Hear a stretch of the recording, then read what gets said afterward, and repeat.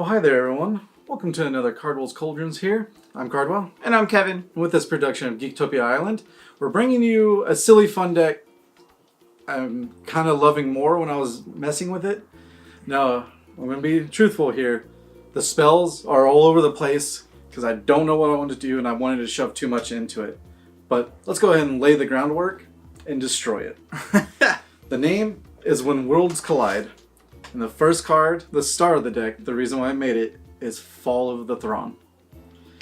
It's that cute little white saga that people were like, oh my god, this looks cool, and then no one touched it. Yeah, I haven't seen it used ever. And I was thinking, of course, next set it's going to be better, because with the colors I did, it's green-white with a splash of blue for one blue card in it. Well, let's get to it. Fall of the Thran. First saga, cost 6, so 5 and a white. Destroy all lands. Just like that. Just do it. The next two sagas, each player returns 2 land cards from the graveyard to the battlefield.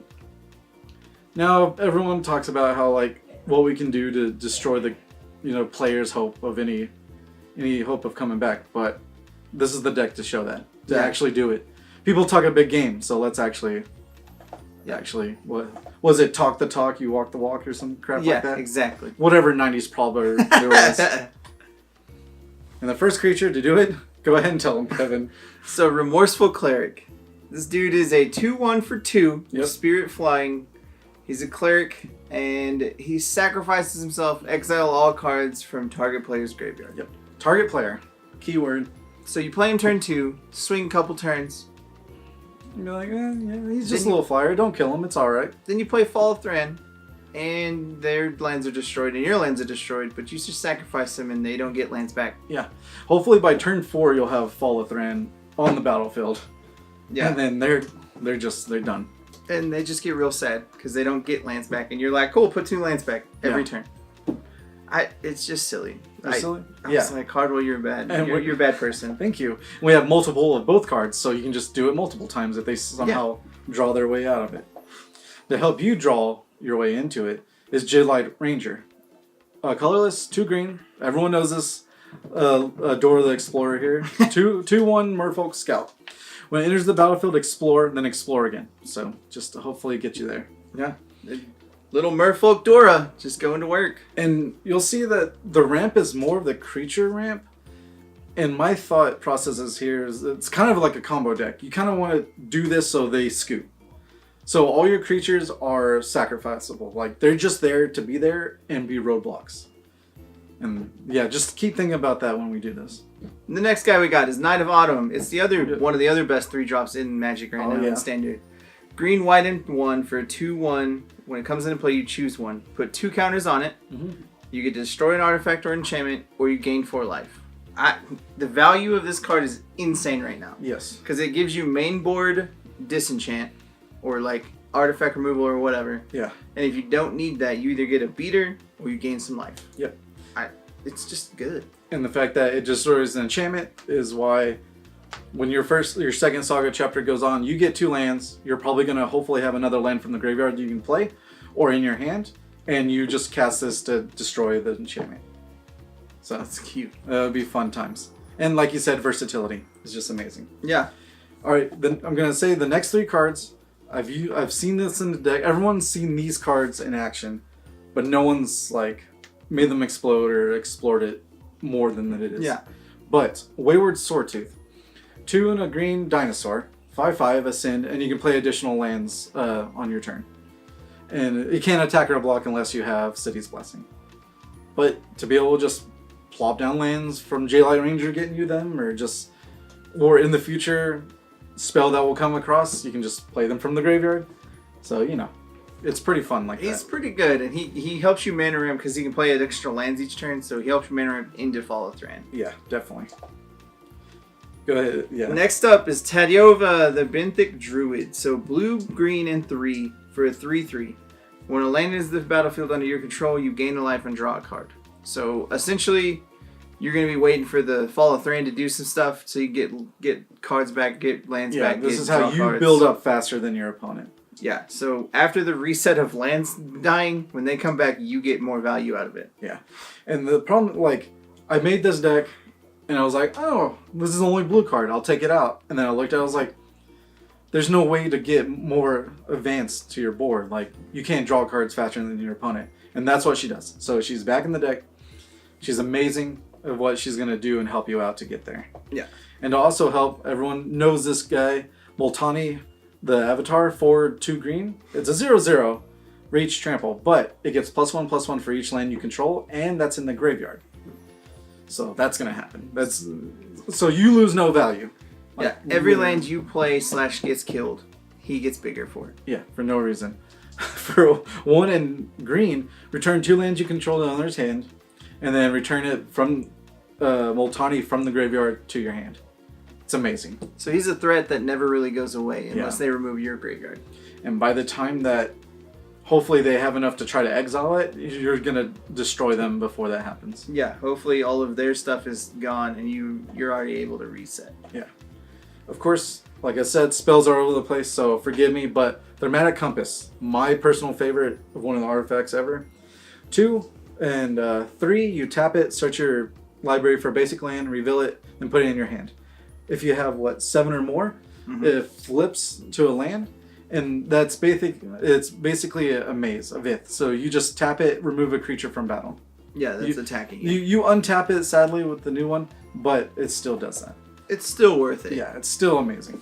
And what other better card to play when you're killing lands to help you? It's Crucible of Worlds. It's in Standard! Yeah, nobody remembers this card being in Standard, nobody even runs it, but it's 3 mana, an artifact, you may play land cards from your graveyard. So each turn you're like, cool, play this land. Yep. Play this land. And it gives you so much shenanigans. And if you have this and Tatyova, then you're just like, cool, play a land, draw a card, gain a life. Yeah, awesome. Or with the dinosaur, you're just like, all right, 2 lands from the graveyard, put them into play. Like, hopefully this will bring all the synergies together as it is. Yeah. And of course, we need some normal ramp is Growth from the Ashes, 2 in green. I picked this one out of the most just because the kicker just gets you more value. But search your library for a basic land card, put it in the battlefield, then shuffle. If you kick it, which makes it cost 5, you get 2 basic lands and put them in the field. So there is that one where you pay 4 and you can get 2 Guildgates and 2 lands, but I thought maybe turn 3 you don't have the extra land, so you just immediately get this and you already have a 4th land, no matter what. Yeah, this card's pretty good. Yeah. It's really good just mana ramp. Yeah, it really is. Next up is Sylvan Awakening. Yep. It's a green and 2 for a sorcery until your next turn, all lands you control are 2/2 elementals with reach, indestructible, and haste. Yes. They're still lands. So if you're able to way overboard this and then cast this, then you just swing and hopefully win for a game. Yeah, dudes. Or make your opponent sad enough where they're like, okay, I can't win this, and just scoop out of there. Yeah. And another one that's a returning from like Modern and such, Scapeshift. 2 and 2 green, sacrifice any number of lands, search your library for up to that many land cards, and put them in the battlefield tapped, and then shuffle your library. This is to get the special lands out of the way, or to fix your mana if you need a blue later, or to thin out your deck for the next few cards, or just anything that, or Multani, just be like, oh, let's make them huge. Yeah. Sack all your lands, get whatever else you can from the deck, put them in, now it's dead. Yeah, that essentially doubles Multani's power. Yeah, and you don't lose value off of him. Yeah, Multani has a trample, so enjoy that. Yeah. Next up is Settle the Wreckage. So and that's 2 white and 2 for an instant, and when they attack with dudes, you can pay this, and they have to exile all their attacking dudes, and they go get a basic for each one if they want to. So, I mean, the first game, you're going to catch them real hard. Oh, yeah. Because they're going to swing in, you're like, cool, settle, and they're going to go get all their lands. And then you're going to destroy them. And then you're like, hey, all those lands you got, they're all gone. Just get them out of there. Thanks. So, I mean, that's not going to be nice the first game. Game 2, you're going to make them think if they actually want to go get those lands or not. Exactly. So screw them over, hopefully, any way possible. That's so mean. It's just so mean, Cardwell. Now, another way to help you get back your lands. Of course, like I said, these cards have been put together, but I've just made it better. I've patterned them together with love. The Mending of Dominaria. It's another saga, 3 and 2 green.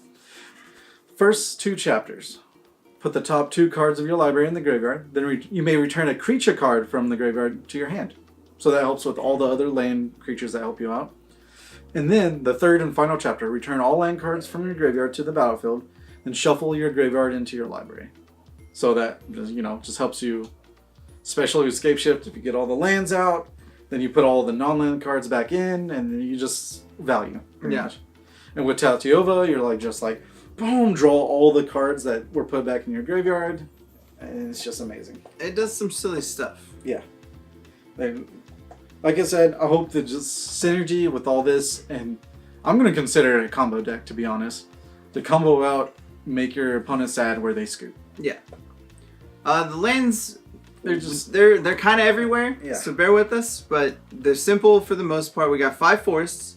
We got Glacial Fortresses, which is the white-green, or the white-blue buddy land. Yep.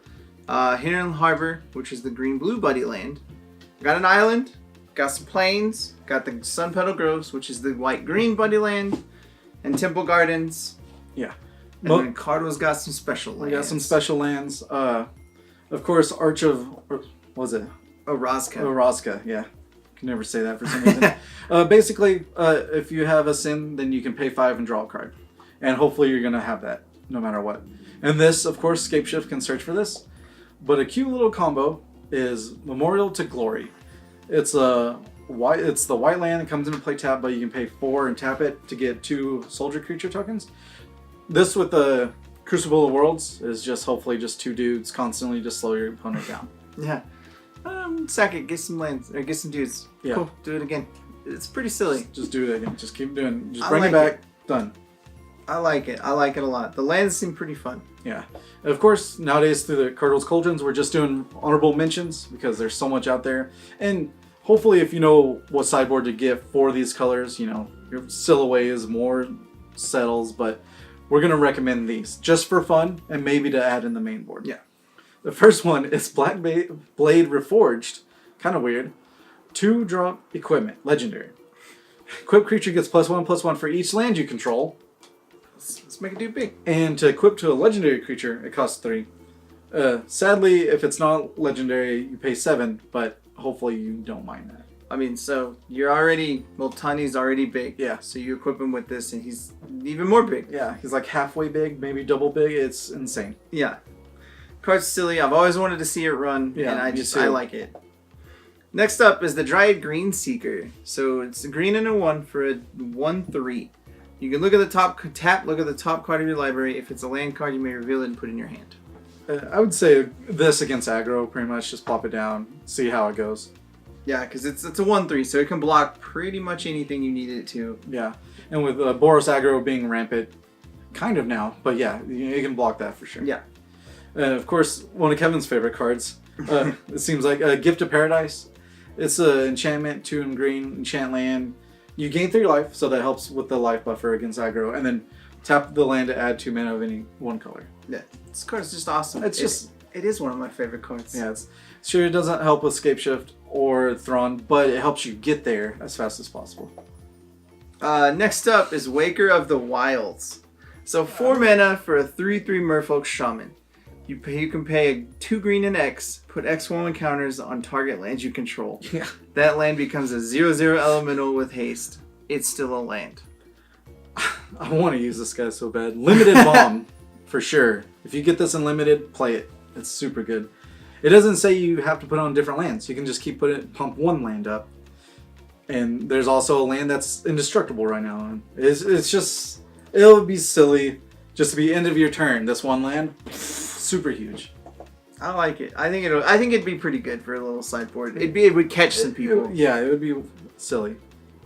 The last one of the honorable mentions is both of our favorites. It's one of our favorite cards that we both want to use. Yes. It's World Shaper. It's 4 mana for a 3/3 Merfolk Shaman. Whenever this card attacks, you may put the top 3 cards of your library into your graveyard. Yeah. When it dies, you may put all lands from your graveyard into the battlefield tapped. This also helps. It goes well with Scapeshift, and like, let's say you Scapeshift and you put 5 lands in there and keep this guy back. Are they going to attack? Are they going to let you like double your lands in one go? Yeah, and this dude helps Multani regardless, because you're either getting the lands in the graveyard or when it dies, they come into play. Yeah.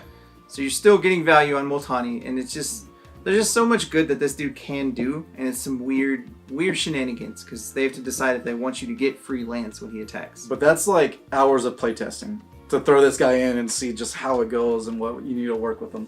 Yeah. But with that, hopefully you've enjoyed this deck. The deck list will be down below. We've always wanted to build with the Fall of Thran, and I hope this is it. I'm actually pretty excited to actually build this. It seems pretty good, so definitely check it out. All right, and that was When Worlds Collide. With that, hopefully you enjoyed your stay here at Geektopia Island. Goodbye. Also, guys, make sure you hit that like button, subscribe to our channel, and if you want to keep up to date on all of our future content, make sure you tap that bell. And go ahead and check us out on our streams. Don't forget to support us on Patreon, and thank you for staying here on the island. Later, guys. Bye.